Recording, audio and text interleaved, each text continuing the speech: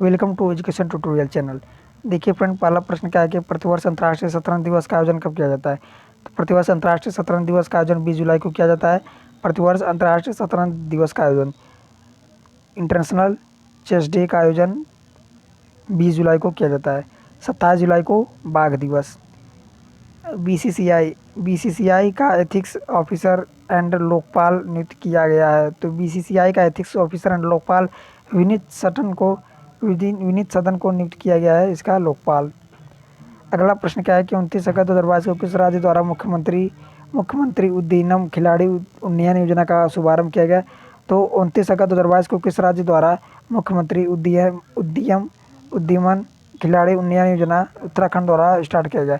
देखिए, तो यहाँ पर उद्यम है, उन्नयन है, ऊ आ रहा, तो इसे उत्तराखंड सही हो जाएगा।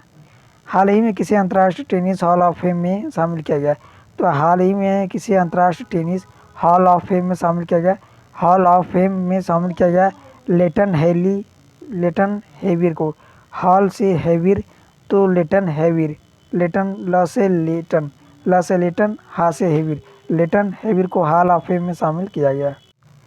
अगला प्रश्न क्या है कि जुलाई 2022 में आर्टिफिशियल इंटेलिजेंस संचालित देश के पहले डिजिटल लोक अदालत का शुभारंभ कहाँ किया गया। तो आर्टिफिशियल इंटेलिजेंस संचालित देश के पहले डिजिटल लोक अदालत का शुभारंभ जयपुर में किया गया। राजस्थान के जयपुर में आर्टिफिशियल इंटेलिजेंस संचालित देश के पहले डिजिटल लोक अदालत का शुभारंभ किया गया। कानूनी सहायता निःशुल्क उपलब्ध हो। कानूनी सहायता निःशुल्क उपलब्ध हो, ये किस आर्टिकल में, आर्टिकल 39A में है, कानूनी सहायता निःशुल्क उपलब्ध हो।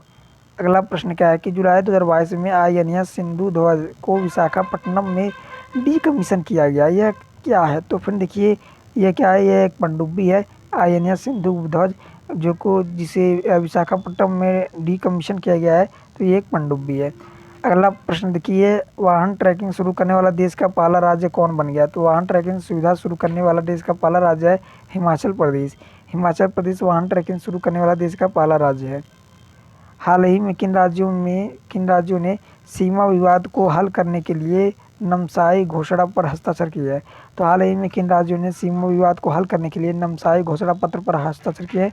तो देखिए आप, असम और अरुणाचल प्रदेश में सीमा विवाद था, तो असम और अरुणाचल प्रदेश दोनों ने नामसाई घोषणा पत्र पर हस्ताक्षर किए। बोमडिला दर्रा कहाँ स्थित है। तो फ्रेंड देखिए, बोमडिला जो दर्रा है वह अरुणाचल प्रदेश में स्थित है, बोमडिला दर्रा। रायमोना राष्ट्रीय उद्यान कहाँ स्थित है। तो रायमोना राष्ट्रीय उद्यान यह असम में स्थित है, रायमोना राष्ट्रीय उद्यान। बोमडिला दर्रा अरुणाचल प्रदेश में स्थित है, बोमडिला दर्रा।